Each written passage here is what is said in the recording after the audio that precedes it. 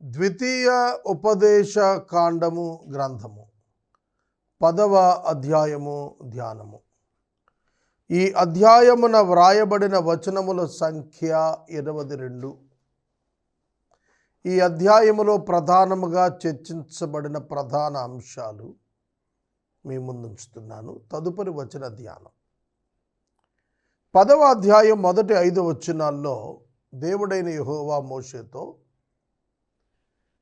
పూర్వము తాను చేసినటువంటి రాతి పలకలు 2 మోషే పగలగొట్టినవి, వాటి వంటి రాతి పలకలు 2 చేసుకుని రమ్మన్నాడు. మోషే దేవుని సన్నిధికి వెళ్ళాడు. ప్రభు వాటి మీద మరలా ఆ 10 ఆజ్ఞలు రాశారు. వాటిని తీసుకుని వచ్చి మందసం పెట్టెలో పెట్టాడు. ఇది మొదటి 5 వచనాల్లో కనిపిస్తుంది. తరువాత 6-7 వచనాల్లో అహరోను మరణం. బెయేరోతు నుండి మొసేరు వరకు జరిగిన ప్రయాణంలో అహరోను చనిపోయాడు. గుద్గోదా నుండి యొత్బాతా వరకు జరిగిన ప్రయాణం ఈ 2 వచనాల్లో కనిపిస్తుంది. 8-9 వచనాలలో దేవుడు లేవీయులను ఏర్పరచుకున్నాడు. ఇశ్రాయేలు 12 గోత్రాల జ్యేష్ఠ సంతానం పక్షంగా ఒక గోత్రమైన లేవీని వినాయించుకుని తన కొరకు యాజకత్వానికి ఏర్పరచుకున్నాడు. వారికి ఏ హక్కులు లేకుండా దేవుడే వారి స్వాస్థ్యంగా ఏర్పాటు చేసుకున్నాడు. 10-11 వచనాల్లో మోషే 40 దినముల ఉపవాసం గురించి రాశాడు. ఇది అతని యొక్క 2వ ఉపవాసం, 40 రోజులది ఉద్ఘాటించాడు.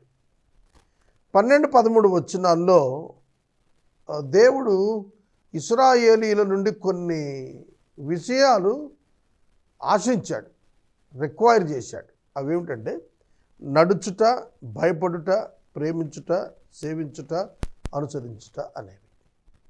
14వ వచనం నుండి 22వ వచనం వరకు దేవుని గురించినటువంటి 21 ప్రత్యేక విశేషాలు, ఫ్యాక్ట్స్, సత్యాలు చెప్పాడు. 7 ఇజ్రాయేలుకి ఇచ్చిన ఆజ్ఞలు చెప్పాడు. ఇలా ఈ యొక్క అధ్యాయం అంతా కూడాను కొనసాగింది. ఇక మొదటి వచనం నుండి వాక్యాన్ని మనం ధ్యానము చేసుకుందాం. ఆ కాలమందు యెహోవా మునుపటి వాటి వంటి 2 రాతి పలకలను నీవు చెక్కుకొని కొండ ఎక్కి నా యొద్దకు రమ్ము, మరియు నీవు ఒక కర్ర మందసమును చేసుకొనవలెను. చూడండి, మోషే దేవుని సన్నిధిలో మొదట 40 దినాలు అనగా దేవుడు స్వయంగా తాను చెక్కి తాను వ్రాసి ఇచ్చిన రాతి పలకలు ఏవైతే మోషే పగలగొట్టాడో ఆ 40 డేస్లో మోషేకి పరలోకము యొక్క నమూనా చూయించాడు. ఒక మాటలో చెప్పాలంటే దేవుని యొక్క మహాదయాపూర్వక సంకల్పంలో ఆయన ఏదైతే ప్రణాళిక చేశాడో ఆ ప్రణాళిక సంపూర్ణత దృశ్య రూపంగా మోషేకు చూపించాడు. అంటే నథింగ్ బట్ క్రైస్ట్. పరలోక రాజ్యంలో ఏదైతే ఆయన చిత్తం నెరవేరుతుందో అలానే భూమి మీద ఇజ్రాయేలు రాజ్యంలో కూడా నెరవేరటానికి తన ప్రజెన్స్ ఎట్లుందో అలాగే మానవుల విమోచనార్థం దేవుని ప్రణాళిక ఏదైతే ఉందో దానికి ఛాయారూపం వర్ణించబడింది. కాబట్టి ఈ ప్రత్యక్ష గుడారం ముందు చూశారు. ఏది ప్రజల మధ్యన దేవుడు కోరుకున్నటువంటి స్థలం. ఆ స్థలంలో తెరలతో కూడిన మందిరం, ఆ మందిరంలో ఉంచబడిన వస్తువులు, ఇవన్నీ కూడా క్రీస్తును, ఆయన విమోచన పథకాన్ని సూచిస్తాయి. అది మోషేకి దేవుడు ముందుగా చూపించారు కొండ మీదే. మందసం అంటే ఎట్లుంటుంది, దాన్ని ఎట్లా కిందకి వెళ్ళినాక చేయాలి, ఆ మోడల్ కొండ మీద దర్శనంలో ప్రభు చూయించారు అతనికి. అలాగే ప్రత్యక్ష గుడారం ఎలా ఉంటుంది, అతి పరిశుద్ధ స్థలం ఎట్లుంటుంది, అతి పరిశుద్ధ స్థలములో ఉంచబడవలసినటువంటి మందసములోని వస్తువులు ఎట్లుంటాయి, ఇదంతా కూడా క్రీస్తును గుర్చినటువంటి ప్రత్యక్షత ఛాయ. నేను వివరించుకుంటూ వెళతాను, మీకు అర్థమవుతుంది. కనుక ఇవన్నీ కూడాను ప్రభు మందసం పెట్టిని మొదట చేయమని చెప్పారు. ఆ మందసం పెట్టి చేసుకుని అప్పుడు పైకి వెళ్ళాడు. రాగానే ఆ రాతి పలకలు మందసం పెట్టిలో ఉంచాడు. ఇది మనకు నిర్గమాకాండము 37వ అధ్యాయం మొదటి 9 వచనాల్లో మందసం కర్రతో చేసుకోమన్న దాని వివరణగా అనిపిస్తుంది. చదువుకోండి. ఆ కాలమందు యెహోవా. చూస్తున్నారా, బైబిల్ ఇస్ ద హిస్టరీ అంటానికి రుజువు ఏంటంటే time, place and person. Time, place and person. కాలము, స్థలము మరియు వ్యక్తి, ఈ మూడింటిని చెప్పినప్పుడే అది చరిత్ర అవుతుంది, రుజువైన చరిత్ర అవుతుంది. Particular period, particular place, particular people, that is history. కనుక బైబిల్ ప్రూవెన్ హిస్టరీ అంటానికి ఆ కాలమందు యెహోవా మోషేతో మాట్లాడాడు. అది అరణ్యం యాత్రలో సంభవించిన సంభవం అనేది మనకు అర్థమవుతుంది. నీవు పగలగొట్టిన మొదటి పలకల మీద ఉన్న మాటలను నేను ఈ పలకల మీద వ్రాసిన తర్వాత నీవు ఆ మందసములో వాటిని ఉంచాలి అని నాతో చెప్పాడు. కాబట్టి నేను తుమ్మకర్రతో ఒక మందసం చేయించి మునుపటి వాటి వంటి 2 రాతి పలకలు చెక్కి ఆ 2 పలకలను చేతబట్టుకుని కొండ ఎక్కి తిని. అదేనా, మందసాన్ని చేయించిన తర్వాత మునుపటి వంటి 2 రాతి పలకలను నేను చెక్కుని అవి చేతబట్టుకుని కొండెక్కాను. అక్కడ మళ్ళా సెకండ్ 40 days ఉన్నాడు, మళ్ళా 40 రోజులు ఉన్నాడు. ఆ సమాజ దినమున ఆ కొండ మీద అగ్ని మధ్య నుండి తాను మీతో పలికిన 10 ఆజ్ఞలను మునుపు వ్రాసినట్లు యెహోవా ఆ పలకల మీద వ్రాసెను. చూస్తున్నారా, యెహోవా అదే 10 ఆజ్ఞలను మోషే తీసుకుని వెళ్ళినటువంటి రాతి పలకల మీద తిరిగి వ్రాశాడు. యెహోవా వాటిని నాకు ఇచ్చిన తరువాత నేను తిరిగి కొండ దిగి వచ్చి తిని. చూడండి ఎంత క్లియర్గా ఉన్నవో. యెహోవా ఆ 2 రాతి పలకలను మోషేకి తిరిగి ఇచ్చాడు, రాసి తిరిగి ఇచ్చాడు. కమ్యూనికేషన్ ఎంత క్లియర్గా ఉందో చూడండి. వాటిని తీసుకొని నేను కొండ దిగి వచ్చాను. నేను చేసిన మందసములో ఆ పలకలు ఉంచాను. యెహోవా నాకు ఆజ్ఞాపించినట్లు వాటిని దానిలో ఉంచి తిని. చూస్తున్నారా, ఇశ్రాయేలీయులు 2వ తరము వారు ఈ ప్రత్యేకమైన వర్తమానం వింటున్నప్పటికే 38 years బ్యాక్ ఈ ఇన్సిడెంట్ జరిగింది. 38 సంవత్సరాల క్రితమే ఈ ఇన్సిడెంట్ జరిగింది, మందసంలో ఆ 2 రాతి పలకలను ఉంచటం. కనుక మందసంలో మందసము పెట్టిలో ఆ రాతి పలకలు ఉన్నాయి. అది అతి పరిశుద్ధ స్థలంలో ఉంచబడేటువంటి ప్రక్రియ. వారి కనుల ఎదుట కనబడుతున్నటువంటి మందసం, గుడారం, మందసంలోని రాతి పలకలు ఎప్పుడు ఉంచాడట మోషే? 38 years లాంగ్ పీరియడ్ వెనుక ఉంచాడు. వాటిని తర్వాత మళ్ళీ బయటికి తేలేదు, అక్కడే ఉంచాడు.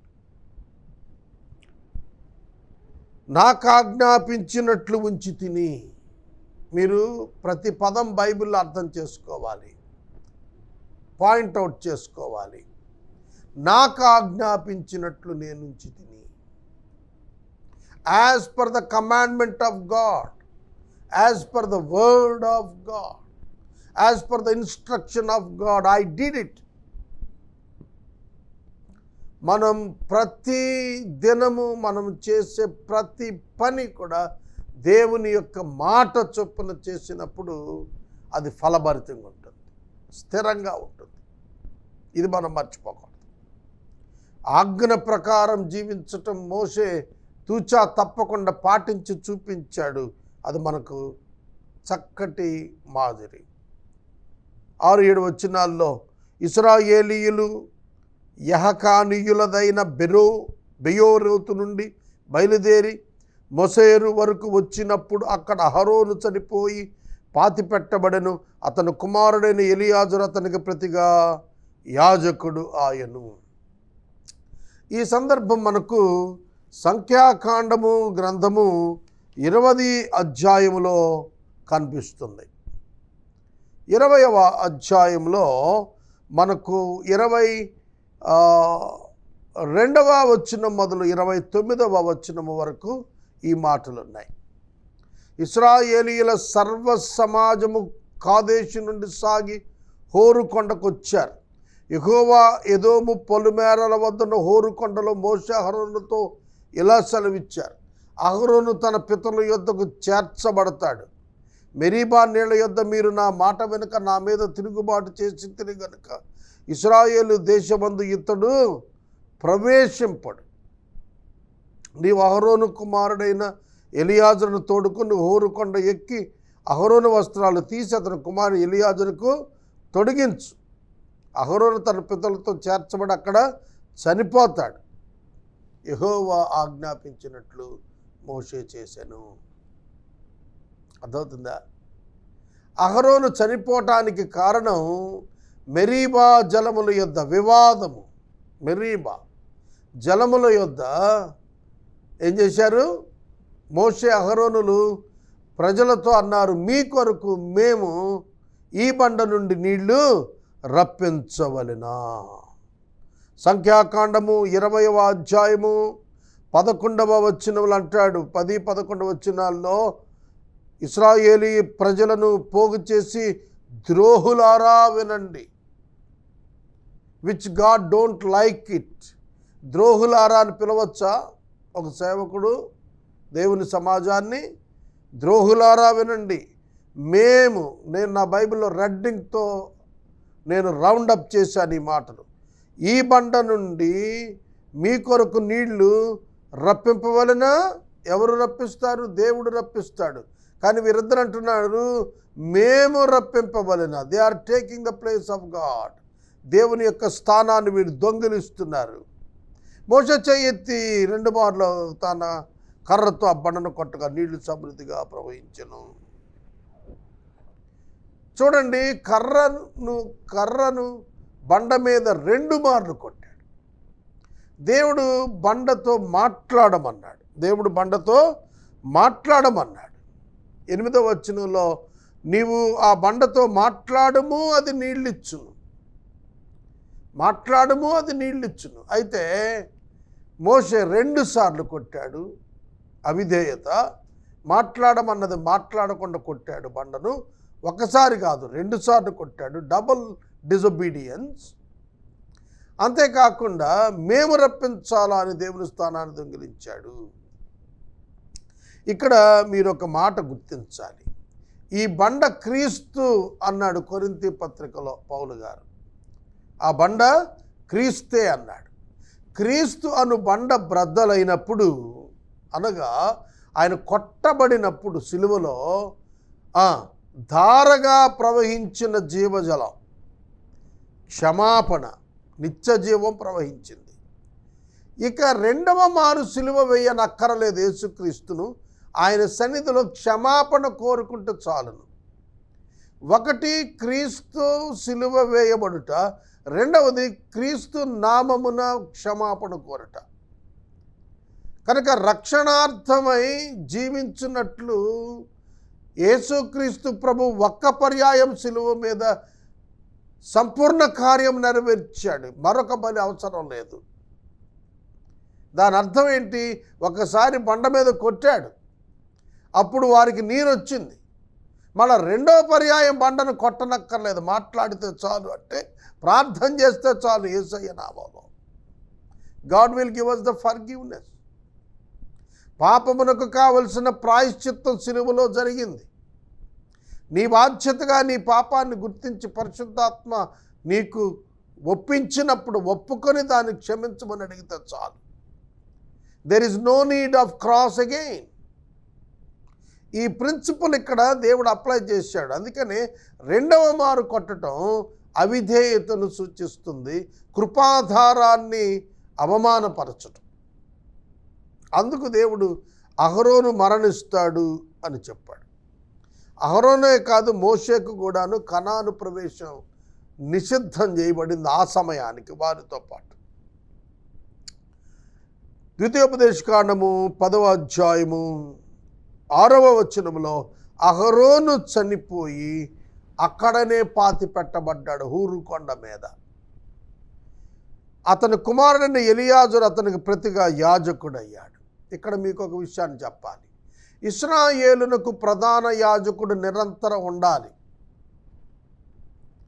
ప్రధాన యాజకుడు చనిపోయినప్పుడు మరొక ప్రధాన యాజకుడు వారి కొరకు ఇవ్వబడేవాడు.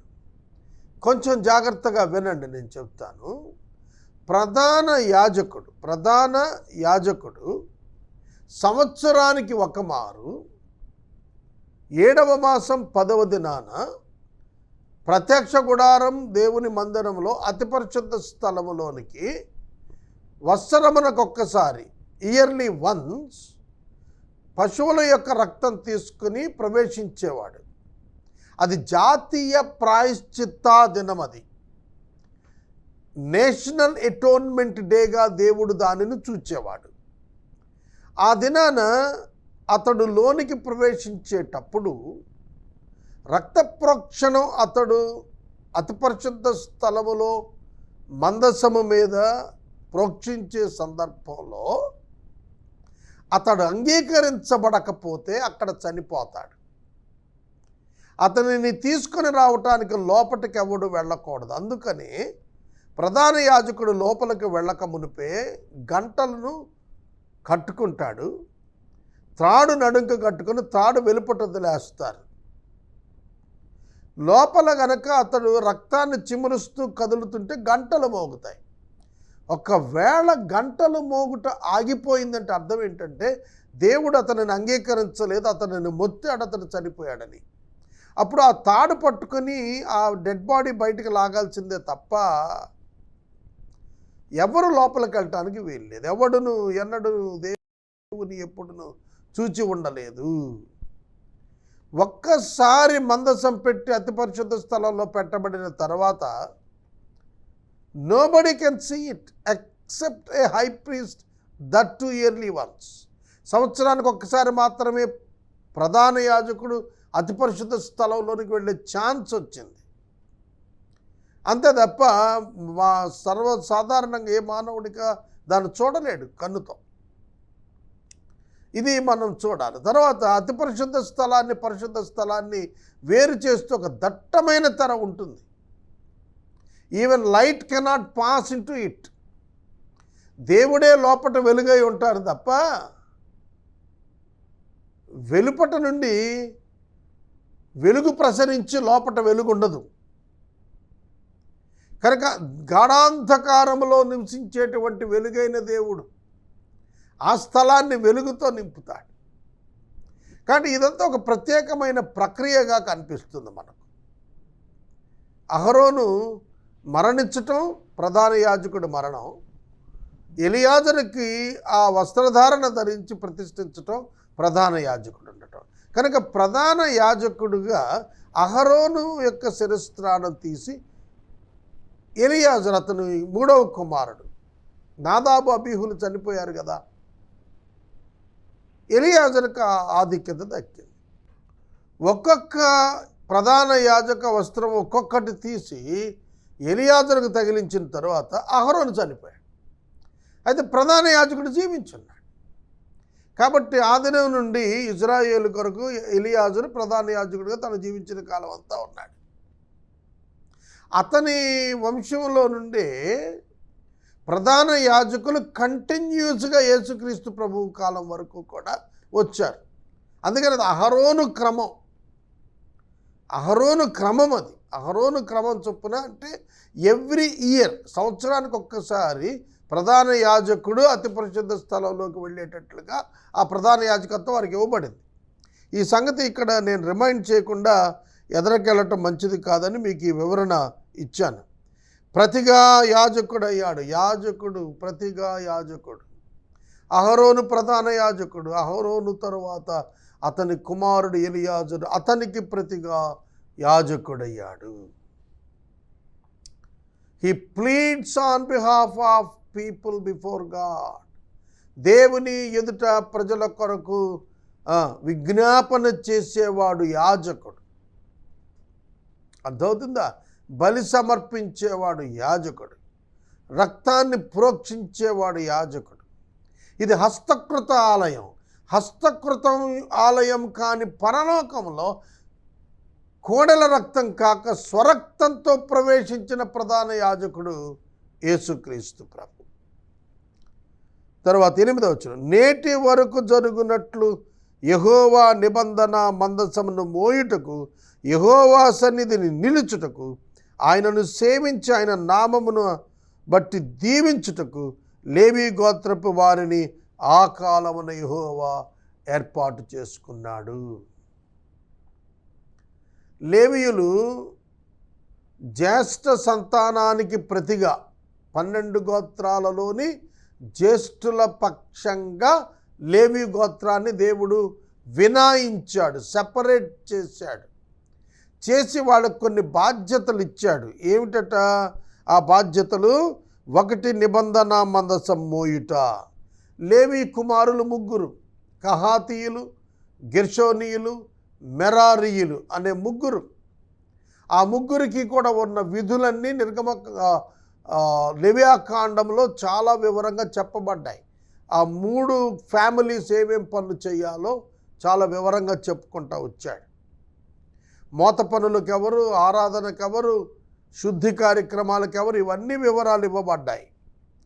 కనుక ఇక్కడ మీరు చూసినట్లయితే 1 మందసాన్ని మోయుట, 2వది దేవుని సన్నిధిలో నిలుచుట, 3వది ప్రజలను దేవుని పేరిట దీవించుట. అదవుతుందా? లేవీయులు యాజకులుగా దేవుని ఎదుట సేవ చేయాలి.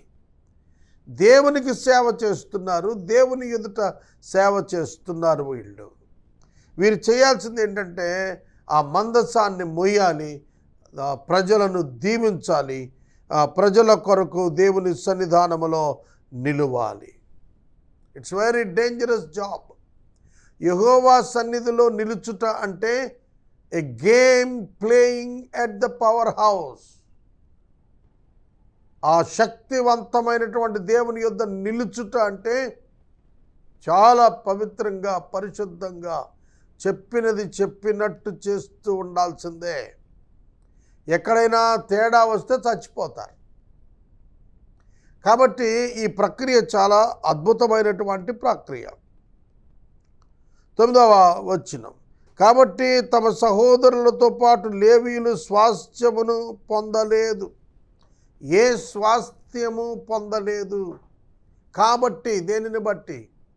దేవుడే వారికి స్వాస్థ్యమైన కారణము చేత, దేవుడే వారికి స్వాస్థ్యమైన కారణము చేత వారికి సొంత ఆస్తి లేదు. ఆనాటి లేవీయులు ఈనాటి క్రైస్తవులకు చక్కటి ఎగ్జాంపుల్. కానీ వారికి ఆస్తి వ్యక్తిగతంగా లేకపోయినా వారికి ఆస్తి ఇవ్వబడింది. ఎలాగునా? మిగిలిన 12 గోత్రాలు, 12 గోత్రాల వారు పనిచేసి తెచ్చిన వాటిలో 10వ భాగం. 12 గోత్రాలు 12 పదులు లేవీయులకు ఇస్తే 120 పనిచేసి వచ్చిన వారికి 90% వాడుకోటాకుంది. కానీ లేవీయునికి 120 రూపీస్ ఉంది. కనుక లేవీయులు మిగతా వారి కంటే ఎక్కువగా ఉండాలి. ఇది దేవుడు కోరుతున్నటువంటిది. దేవుని సేవకుడు విశ్వాసుల కంటే బలమైన వానిగా, స్థిరమైనటువంటి వానిగా, ఘనమైన వానిగా ఉండాలి. అది దేవుని యొక్క ఏర్పాటులోని భాగమే.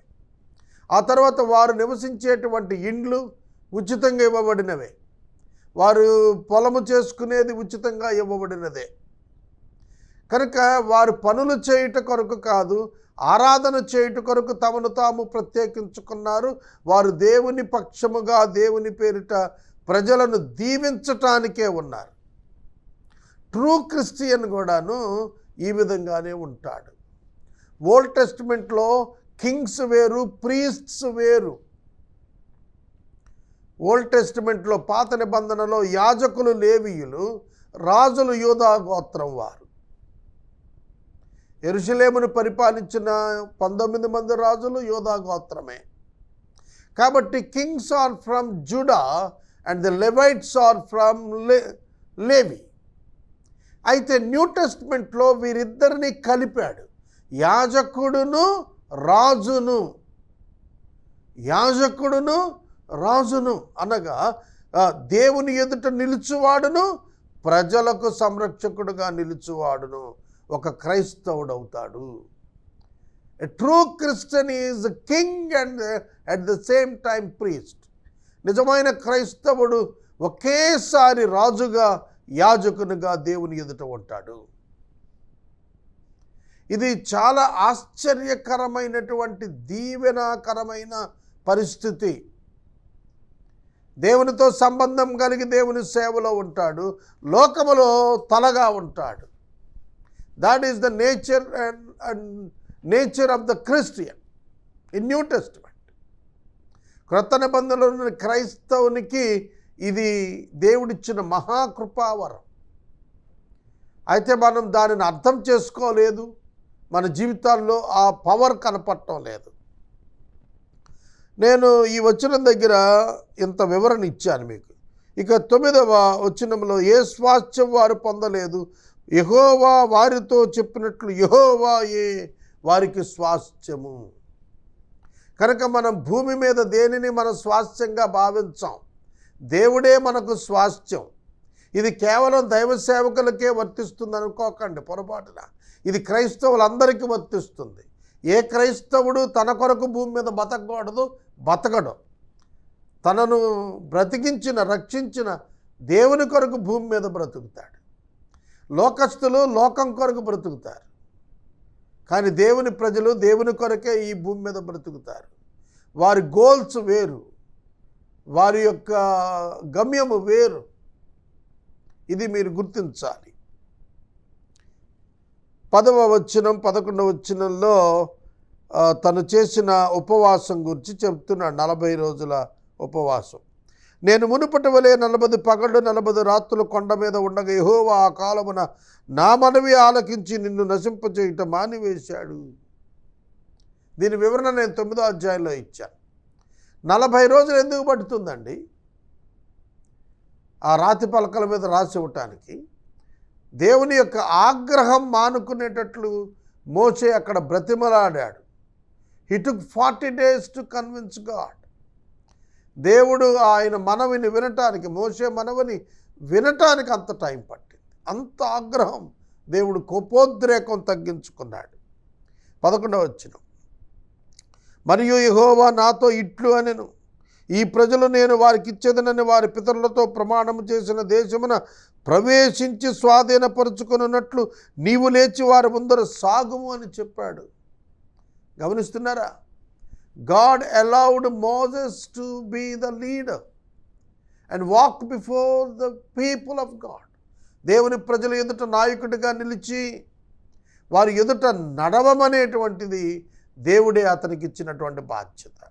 మీరు గమనించారా? నా మనవి ఆలకించి మిమ్మును నశింపచేయుట దేవుడు మానివేశను. అబ్రహాము మనవి ఆలకించి లోతును నశింపచేయుట దేవుడు మానివేశను. పితరులను జ్ఞాపకం చేసుకుని ఇశ్రాయేలీయులను నశింపచేయుట దేవుడు మానివేశను.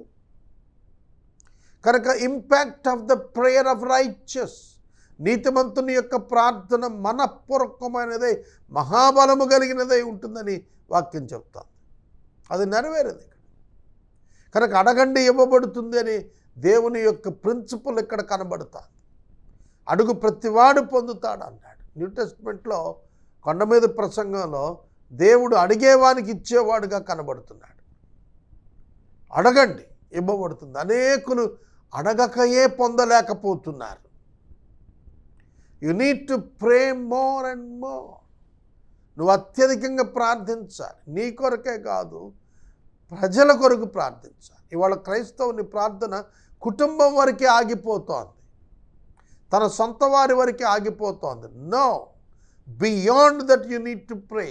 దాన్ని మించి నువ్వు ప్రార్థన చేయాలి. యెహోవా వారికిచ్చేదనని పితరులతో ప్రమాణం చేసినటువంటి ఆదేశానికి ఆ సంతానం నడిచే వరకు కూడా నువ్వు వాళ్ళ ముందు నడువు. This is the commandment of God to every Christian. ప్రతి క్రైస్తవునికి దేవుడిచ్చిన ఆజ్ఞ ఏంటో తెలుసా? Walk before the world. ప్రపంచానికి ముందు నువ్వు నడవాలి. ఇది దేవుని యొక్క కమిషన్ మనకు. కనుక ప్రతి క్రైస్తవుడు నాయకుడే, ప్రతి క్రైస్తవుడు యాజకుడే, ప్రతి క్రైస్తవుడు రాజే. కానీ ఈ సత్యం మనకు అర్థం కాక మనం ఇంకా ఇంకా ఇంకా ఈ ప్రమాణములోనికి, ప్రామాణికత్వములోనికి వెళ్ళలేకపోతున్నాం.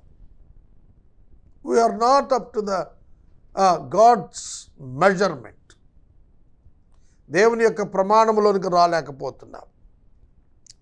దేవుడు మోషేకి ఇచ్చినట్లుగా, ఆజ్ఞ ఇచ్చినట్లుగా అతడు ఆ వారి ముందు నడవటం ప్రారంభించాడు. 38 లాంగ్ ఇయర్స్ ప్రభు మోషేకి ఆజ్ఞ ఇచ్చిన తర్వాత అతడు నడిచాడు. ఇక 12వ వచనము 13వ వచనాల్లో దేవుడు హిజ్ రిక్వైర్మెంట్స్ అనౌన్స్డ్. తను ప్రజల నుండి ఏం కోరుతున్నాడు, ఏం ఆశిస్తున్నాడో చెప్పేశాడు. కాబట్టి ఇశ్రాయేలు, దేనిని బట్టి ఇశ్రాయేలు?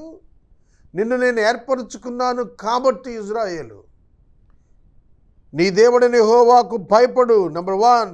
నెంబర్ 2, ఆయన మార్గాల్లో నడువు. నెంబర్ 3, ఆయన్ని ప్రేమించు. నెంబర్ 4, ఆయన ఆజ్ఞలను అనుసరించి నడుచుకో. నెంబర్ 5, ఆయనను సేవించు. ఆయనను సేవించు, ప్రేమించు, సేవించు, నడువు. 5 ఆజ్ఞలు ఇస్తున్నాడు. 5 ఆజ్ఞలు ఇస్తున్నాడు. ప్రియమైన దేవుని బిడ్డలారా, మొదట భయపడాలి. ఆయనకు భయపడాలి. యెహోవాకు భయపడాలి. ఆయన శిక్షిస్తాడని కాదు భయపడాల్సింది నువ్వు. ఆయన ప్రమాణము ఎక్కడ దెబ్బతింటుంది అన్నట్టు భయపడాలి. ఆయన బిడ్డగా నువ్వు ఎక్కడ ఆయనకు అవమానం తెస్తావని భయపడాలి. ఆయన శిక్షిస్తాడని కాదు నువ్వు భయపడాల్సింది, ఆయన ప్రమాణాన్ని నువ్వు చూపించలేకపోతున్నానా అని భయపడాలి. అర్థమవుతుందా? ఒక రాజు భిక్షగాడిలా ఉంటే ఎట్లా? రాజుగా ఉండటానికి భయంతో దాన్ని కొనసాగించాలి. అందుకని పౌలు గారు అంటాడు, మీకు అనుగ్రహించిన రక్షణను భయముతో వణుకుతో కొనసాగించండి అన్నాడు. What is that salvation? Kingship and priesthood. రక్షణ ఏమిటి? నువ్వు పొందిన రక్షణలో నీకు ఇవ్వబడింది ఏమిటో తెలుసా? యాజకత్వము, రాజరికము. దీనిని కొనసాగించాలి. దాని కొరకు నువ్వు దేవునికి భయపడాలి. దాని కొరకు నువ్వు దేవునికి భయపడాలి. ఆయన మార్గాల్లో అన్నింటిలో నడుచుకో, కొన్నింటిలో కాదు.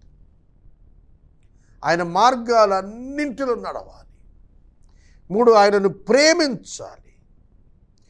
4, ఆయన్ని సేవించాలి. ఎట్లా? పూర్ణాత్మతో, పూర్ణ మనసుతో యెహోవాను, నీ దేవుడని యెహోవాను సేవించు. 5వది, నీ మేలు కొరకు నేను నీకు ఆజ్ఞాపించిన ఆజ్ఞలు, కట్టడలు అనుసరించి నడుచుకో. అనుసరించి నడుచుకో. ఇదిగాక మరి ఏమడుగుతున్నాడయ్యా దేవుడు నిన్ను? This is what God demands, requires from you as a Christian. దేవునికి భయపడు, దేవుని సేవించు, దేవుని మార్గంలో నడువు, దేవుని మార్గాలను అనుసరించు, దేవుని ప్రజలను నడిపించు. ఎప్పుడైతే ఇవి చేస్తావో ఇవి ఇంటర్నల్ క్యారెక్టర్ని బిల్డ్ చేస్తాయి. ఒక వ్యక్తి ఇంటర్నల్గా, అంతరంగంలో ఫామ్ అయితేనే ఎక్స్టర్నల్గా పనిచేయగలుగుతాడు. ఒక వ్యక్తి మొదట తాపీ మేస్త్రిగా స్కిల్డ్ అయితేనే ఆ పని చేయగలడు. డ్రైవింగ్ స్కిల్డ్ అయితేనే డ్రైవింగ్ చేయగలడు. ఒక వ్యక్తి బోధించాలంటే అది అతనిలో ఆ బోధ స్థిరపడి ఉండాలి, అప్పుడే బోధించగలుగుతాడు. కాబట్టి ఇక్కడ కూడాను వారికి ఏం చెబుతున్నాడంటే, నీవు సమాజంలోకి వెళ్ళినప్పుడు నువ్వు ప్రత్యేకంగా కనపడతావు, నువ్వు ఇలా ఉండాలి అని కోరుతున్నాడు.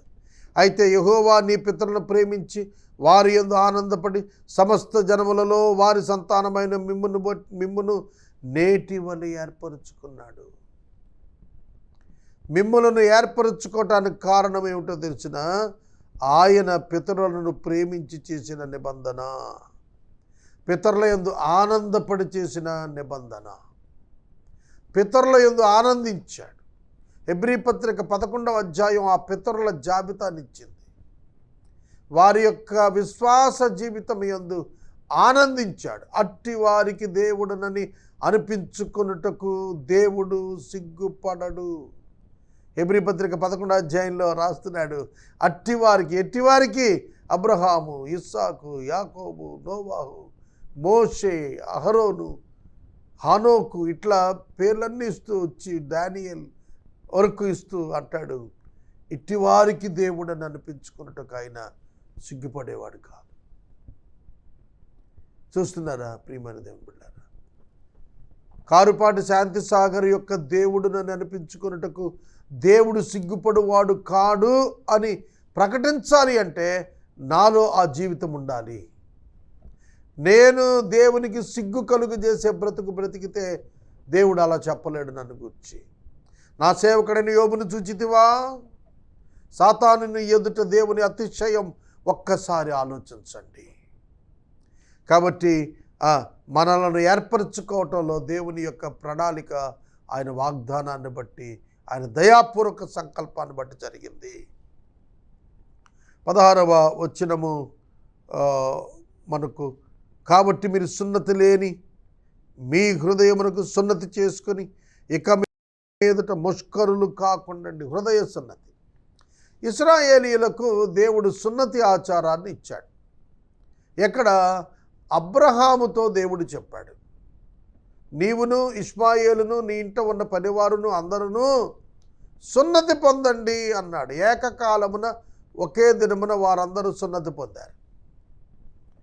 సున్నతి వారిని ప్రత్యేకించింది మిగతా ప్రజల నుండి, మిగతా పురుషుల నుండి ప్రత్యేకించబడిన వారుగా సున్నతి చేయబడిన వారు కనబడతారు. కనుక ఇక్కడ దేవుడు కోరుతున్నది శారీరక సున్నత, హృదయ సున్నతియా? అందరు హృదయాలు ఒకలా ఉంటే విశ్వసించినటువంటి క్రైస్తవుని హృదయం మరొకలా ఉండాలి. అందుకే ఆ హృదయం కత్తిరించబడిన హృదయం.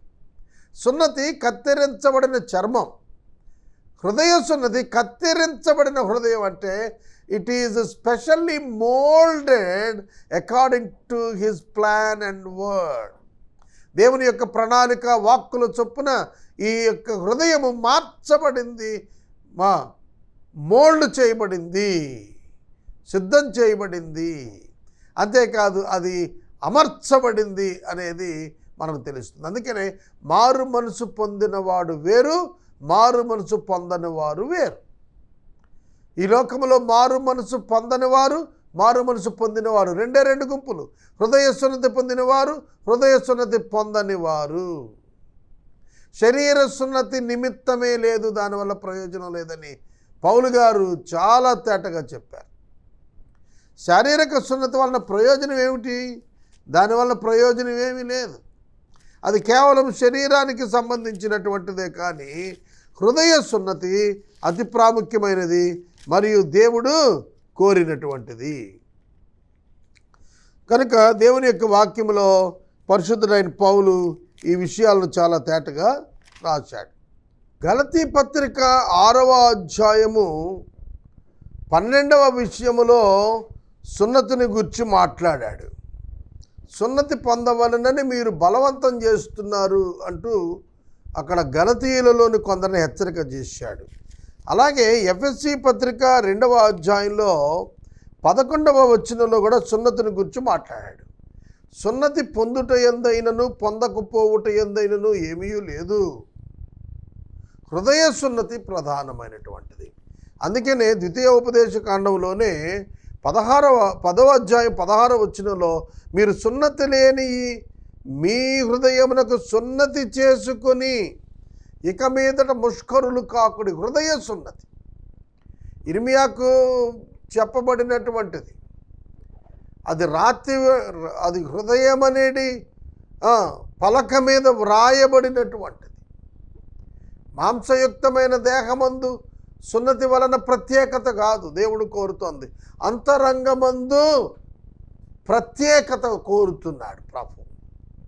ముష్కరులు కాకుండాన్నట్లు దేవుని బిడ్డలు అయ్యేటట్లుగా మీ అంతరంగాలను మార్చుకోండి.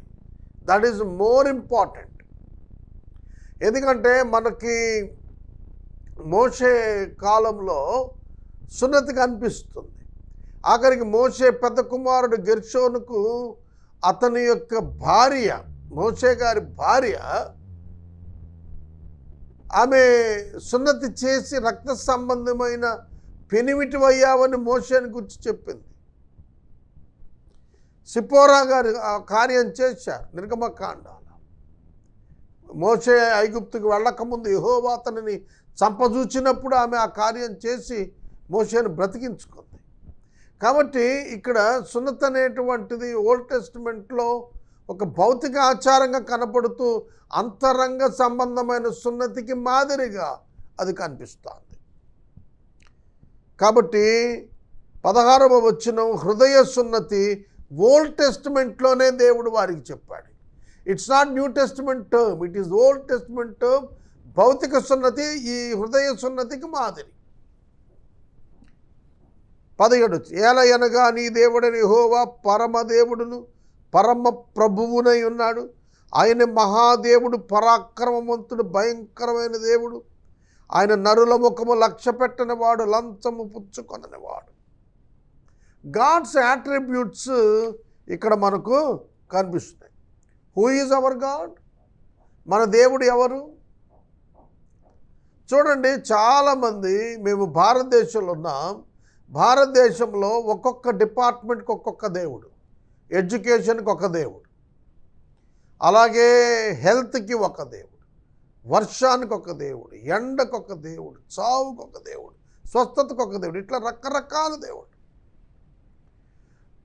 వాళ్ళ జ్యూరిస్డిక్షన్ అక్కడ వరకే. They are limited to that extent own. సాతానుని యొక్క మోసం ఏమిటో తెలిసిన, దేవుడైన యెహోవాను, యేసుక్రీస్తును దేవునిగా అంగీకరించకుండా మనుషులను భ్రమపరిచి విగ్రహాల వైపు త్రిప్పింది అపవాది. మనుషులు తమకు కావలసిన వాటిని దేవుని ఎదుగు పొందినట్లుగా పర్వర్ట్ అయిన తరువాత వాళ్ళు దేనికి దానికే దేవుళ్ళని ఏర్పాటు చేసుకున్నారు. ఐగుప్తు దేశంలో 10 దేవతలు ఉన్నాయి. నీటికి ఒక దేవుడు, అగ్నికి ఒక దేవుడు, భూమికి ఒక దేవుడు. వీటన్నింటిపైన ప్రభువు, పరమ ప్రభువు, పరమ దేవుడు, మహాపరాక్రమవంతుడు, భయంకరమైన దేవుడు, మహాదేవుడు. ఈ దేవుని గురించి బైబిల్ ఇలా చెబుతాను. కనుక ఈయనకు అసాధ్యమైంది ఏది లేదు. సర్వ సంపదలు ఆయన యందు గుప్తమై ఉన్నాయి. కనుక యేసుక్రీస్తు ప్రభు ఎవరు అని అన్నప్పుడు ఆయన మహాదేవుడని తీతుకు రాస్తూ పౌలు గారు 2వ అధ్యాయం 13వ వచనంలో చెప్పాడు. మహాదేవుడు మన రక్షకుడు ఆయనని చెప్తున్నాడు. ఆయన మహాప్రభువు, గొప్ప ప్రభువు, పరమదేవుడు, పరమ ప్రభువు, పరాక్రమవంతుడు, భయంకరుడైన దేవుడు. ఆయన నరుల ముఖము లక్ష్య పెట్టడు. నరుల ముఖము లక్ష్య పెట్టడు అన్నప్పుడు ఒక మనుషుని బట్టి కాదు, ఆయన తనను బట్టి తాను కార్యం చేస్తాడు. లంచము పుచ్చుకొనని వాడు. దేవుళ్ళ గురించి రాస్తూ ఈ మాట ఎందుకు రాశాడండి? దేవుణ్ణి గూర్చి రాస్తూ ఈ మాట ఎందుకు రాశాడంటే, డబ్బుకు దేవుణ్ణి ప్రలోభపరచలేవు. ఎందుకంటే ఆరాధనా వ్యవస్థలు వచ్చాయి. ఈవెన్ ఇన్ జెరూసలేం, యెరూషలేములో కూడాను ఆరాధనా వ్యవస్థ వచ్చింది. దేవుని ఆరాధించువారు ఆత్మతో సత్యముతో ఆరాధించాలనేది దేవుని సంకల్పం. అయితే మతపరమైనటువంటి వాతావరణాలు ఒక్క యెరూషలేములోనే కాదు, విశ్వవ్యాప్తంగా వచ్చాయి. వాటన్నింటిలో ఆరాధన నిర్వర్తిస్తున్నటువంటి యాజకులు దేవుని స్థానంలో డబ్బును స్థాపించుకున్నారు. ఇజ్రాయేలులో సైతము దశమ భాగములు, ఇజ్రాయేలులో సైతము బలులు, కొన్ని ప్రత్యేకమైన పెద్దల ఆచారాలు దేవుణ్ణి తొలగించి డబ్బును దేవునిగా చేసుకున్న వారుగా మారారు. కనుక క్రైస్తవ్యంలో ఆ దుస్థితి లేదు. ఏ సేవకుడైనా డబ్బిస్తే దేవుడు నీకు పని చేస్తాడని చెప్తే వాడంతట అబద్ధ బోధకుడు, దొంగ ఇంకొకడు లేడు. నువ్వు లంచం ఇచ్చి దేవుని చేత పని చేయించుకోవచ్చనే ఒక భావన తప్పు, పాపం, అది అవగాహన లోపం. అది కనుక నువ్వు కానుకలు ఇస్తే దేవుడు మేలు చేస్తాడు, నువ్వు ఇంత దశమ భాగం ఇస్తే దేవుడు నీకు ఈ కార్యం చేస్తాడు కాదు. దశమ భాగం ఎందుకు ఇస్తున్నాను తెలుసిన? కృతజ్ఞతగా ఇస్తున్నాం. దశమ భాగం కంటే ఎక్కువ ఇవ్వాలి క్రొత్త నిబంధన విశ్వాసుడు. ఎవరికి ఇవ్వాలి? దేవుని సేవ కొరకు ఇవ్వాలి. అది వేరే సబ్జెక్ట్ అనుకోండి, నేను అటు వెళ్ళను. ఇక ఆయన లంచము పుచ్చుకొనని వాడు అన్న దగ్గర ఒక ఉద్దేశం ఏమిటి అని అంటే, you cannot manipulate God with money. డబ్బులతో నువ్వు దేవుని కార్యాలు చూడలేవు. గారడీ సీమోను పరిశుద్ధాత్మ వరాన్ని డబ్బిచ్చి పొందాలనుకున్నాడు. నీ హృదయం దుష్టత్వంతో నిండిందని పేతురు గారు అతన్ని హెచ్చరిక చేశాడు అపోస్తుల కార్యం గ్రంథంలో. కనుక ఈ 18వ వచనం కదా, ఆయన తల్లిదండ్రులు లేని వారికి విధవరాలకి న్యాయము తీర్చి పరదేశియందు దయముంచి అన్న వస్త్రములు అనుగ్రహించువాడు. ఎలా అనుగ్రహిస్తాడు? తన ప్రజల ద్వారా ప్రజలకు. దేవుడు ఎలా ఇస్తాడు అంటే, దేవుడు ఆజ్ఞ ఇచ్చాడు తన ప్రజలకి, కాబట్టి ఆ ఆజ్ఞ ప్రకారం వారు ఇతరులకి ఇస్తారు. అది మనం నేర్చుకోవాలి. దేవుడు ఆకాశం కుమరించడు, తన ప్రజల ద్వారానే సహాయం చేస్తాడు. 18వ వచనము క్రైస్తవ సంఘానికి అతి ప్రధానమైనటువంటిది. మన దేవుడు అనాథలకు విధవరాండ్లకు న్యాయం తీరుస్తాడు, పరదేశులకు అన్న వస్త్రాలు అనుగ్రహించేటువంటి దేవుడు అన్నప్పుడు ఆయన జాలి కలిగినటువంటి దేవునిగా కనిపిస్తున్నాడు, దయగలిగినటువంటి వానిగా కనిపిస్తున్నాడు. ఈ 2 లక్షణాలు విశ్వాసి తప్పక కలిగి ఉండాలి. ద్వితీయోపదేశకాండములో దేవుని యొక్క వాక్యం ఏం చెప్తుందో తెలుసిన? నేను ఇచ్చిన ఆజ్ఞలను పాటించిన ఎడల మీలో ఎవడు పేదవాడు? అర్థమవుతుందా? నేను మీకు ఇచ్చిన ఆజ్ఞలను పాటించిన ఎడల మీలో ఎవడు పేదవాడు? అవును, దేవుని ఆజ్ఞలను గనక మనం పాటించినట్లయితే మనకు నీతి కలుగుతుంది అన్నాడు. అంటే నీతిమంతులంగా దేవుని చేత మనం ఎంచబడతాం. నీతి విశ్వాస సంబంధమైనది. ఈ ఇహలోక సంబంధమైనటువంటి ఆశీర్వాదములన్నీ కూడాను, కండిషనల్ బ్లెస్సింగ్స్ అన్నీ కూడాను రైచియస్ యాక్షన్స్కి దేవుడు ముడిపెట్టాడు ఓల్డ్ టెస్ట్మెంట్లో. కనుక మనం మన యొక్క నీతియుక్తమైన ప్రవర్తన చేత సమాజంలో దేవుని యొక్క బిడ్డలంగా దేవునికి మహిమ తీసుకుని వస్తాము. కనుక ఈ మాటలను మీరు తప్పక గమనించాలని నేను మనవి చేస్తున్నాను. ఆయన జాలి కలిగిన వాడు. పరదేశులుగా మీరు ఒకప్పుడు ఉన్నారు ఐగుప్తు దేశంలో, మీరు పరదేశుల పట్ల జాలి చూపాలి, జాలి తలంచండి. మీ దేవుడని యెహోవాకు భయపడి ఆయన సేవించి ఆయన హత్తుకుని ఆయన నామను ప్రమాణం చేయాలి. ఆయనే కీర్తనీయుడు. నువ్వు కళ్ళారా చూస్తుండగా భీకరమైన గొప్ప కార్యాలు నీ కొరకు చేసిన నీ దేవుడు ఆయనే.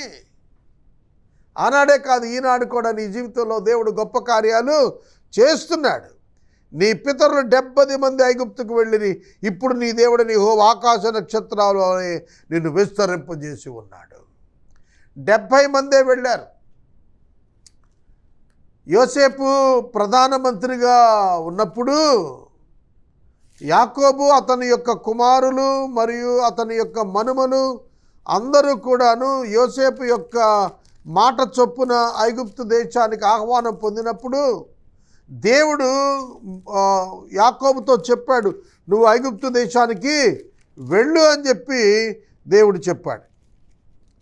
దేవుడు యాకోబుతో చెప్పాడు, ఐగుప్తు దేశానికి వెళ్ళు, నేను నీతో కూడా వస్తాను అని చెప్పి చెప్తున్నాడు.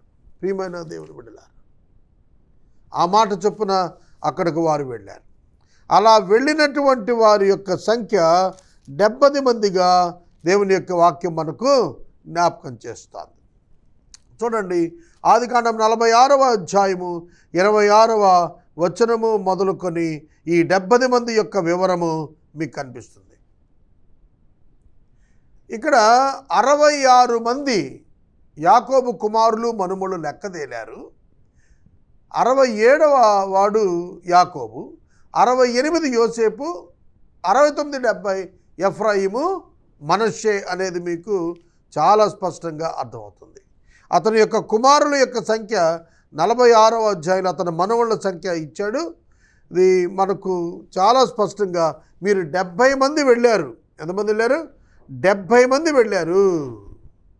యాకోబు కుటుంబపు వారందరూ 70 మంది. 70 మందిగా ఐగుప్తులోకి వెళ్ళారు. ఇప్పుడు 20 లక్షలు అయ్యారు. 6 లక్షల కాల్బలం, 20 లక్షల టోటల్ పాపులేషన్. మీరు అంతమందిగా వెళ్ళారు అని చెప్తున్నాడు. అర్థమవుతుంది? విస్తరింపజేసేటువంటి దేవుడు, వాగ్దానాలను నెరవేర్చేటువంటి దేవునిగా మనకు బైబిల్ గ్రంథంలో దేవుని మనకు తెలియజేస్తుంది. తర్వాత అపోస్తలుల కార్యముల గ్రంథము 7వ అధ్యాయం 14వ వచనంలో యోసేపు తన తండ్రి అయిన యాకోబును తన స్వజనులందరినీ తన యొద్దకు పిలిపించెను. వారి 75 యాకోబు ఐగుప్తునకు వెళ్ళెను. చూస్తున్నారా? 70 మంది వారు అక్కడ వెళ్ళినట్లుగా మనం చూస్తాం. ప్రియమైన దేవుని బిడ్డలారా, వారు విస్తరించినటువంటి ప్రోగ్రామింగ్కి కారణం ఏంటంటే అబ్రహామునకు దేవుడు చేసినటువంటి వాగ్దానం. ఆకాశ నక్షత్రాల వలె, సముద్రపు ఇసుక రేణువుల వలె నీ సంతానాన్ని చేస్తా అన్నాడు. ఆ విధంగా చేశాడు. వాగ్దానం నెరవేర్చే దేవుణ్ణి ఇప్పటికే మీరు చూశారు. ఎందుకంటే కారణం మీ సంఖ్య వాగ్దానం చేయబడినప్పుడు ఏ ఒక్కడూ లేడు, ఇస్సాకు లేడు. కానీ ఇప్పుడు మీరు ఇన్ని లక్షల మంది ఉన్నారు. This is the proof of God's existence. This is the proof of God's power and integrity and the character. దేవుని యొక్క యథార్థత, దేవుని వ్యక్తిత్వానికి ఇది ఒక గొప్ప రుజువు. అదేమనగా మీ సంఖ్యాబలం, దేవుని వాగ్దాన నెరవేర్పు. Every day, in every incident, in every Christian's life, God existed is the message. దేవుడు ఉన్నాడనేటువంటి సత్యాన్ని క్రైస్తవుని జీవితం క్షణక్షణం ప్రతి స్థలంలో రుజువు చేస్తుంది. 10వ అధ్యాయం ముగించుకుందాం.